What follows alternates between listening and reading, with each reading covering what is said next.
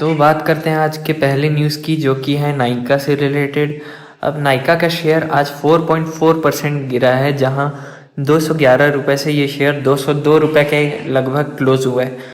अब इसका रीज़न ये है कि नाइका की ब्लॉक डील हुई है, जहां इसके 6 करोड़ इक्विटी शेयर्स जो है वो बेचे गए हैं 202 रुपये के आसपास, इसलिए ये शेयर 202 रुपये पे आके क्लोज हुआ है। अगर हम देखें कि ब्लॉक डील जब भी होती है तो स्टॉक्स ज़्यादातर गिरते हैं, और गिरने के बाद ये स्टॉक जो है वो अपने लेवल पे वापस भी आ जाते हैं। तो आप अगर चाहे तो इसमें इंट्राडे कर सकते हैं या फिर स्विंग ट्रेड कर सकते हैं, लेकिन अगर आप इसे एक लॉन्ग टर्म के पर्सपेक्टिव से देख रहे हैं तो फिर ध्यान में ये बात ज़रूर रखिए कि इस स्टॉक का पी अभी करेंटली 874 रुपये चल रहा है, जो कि बहुत ही ज़्यादा है मार्केट के हिसाब से। तो आप इसे लॉन्ग टर्म के लिए बिल्कुल अवॉइड ही करिए, लेकिन अगर आपको इंट्राडे या शॉर्ट टर्म के लिए ट्रेड लेना है तो आप इसमें ले सकते हैं।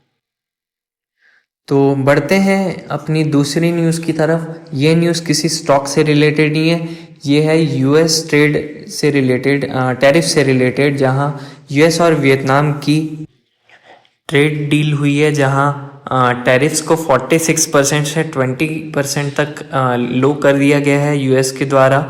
और ये न्यूज़ काफ़ी इम्पॉर्टेंट हो जाती है क्योंकि यूएस और इंडिया का भी अभी ट्रेड डील होने वाला है, जहाँ पर इंडिया के भी ऊपर काफ़ी जो है टैरिफ्स इम्पोज किए गए थे ट्रम्प के द्वारा। अब देखने वाली बात ये होती है कि क्या यूएस यहाँ हमारे इंडिया के साथ एक अच्छे ट्रेड डील करता है कि नहीं, क्योंकि अगर ट्रेड डील अच्छा साइन होता है तो फिर ये हमारे लिए काफ़ी एक पॉजिटिव न्यूज़ निकल कर आ सकती है।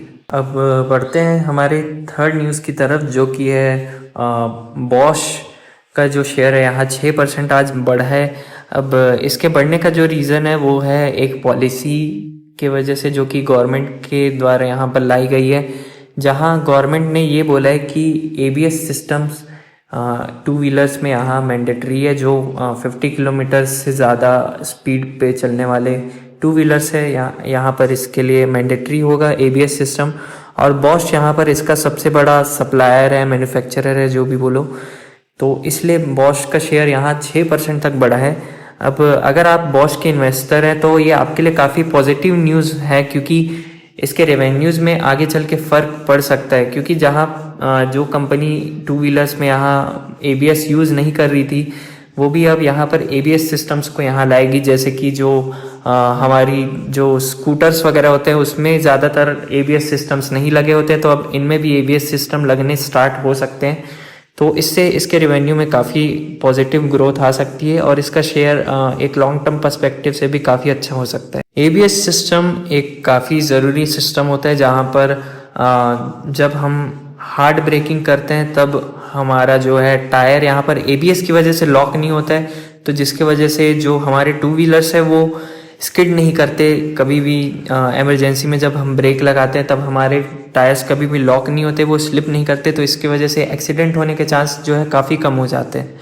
और ये हाई स्पीड में जो चलने वाले व्हीकल्स हैं उनके लिए बहुत ज़रूरी हो जाता है कि जब हम इमरजेंसी में अगर ब्रेक लगा रहे हैं तो फिर हम सही सलामत यहाँ पर ब्रेक यूज़ कर पाएँ और सही समय पे रुक पाएँ।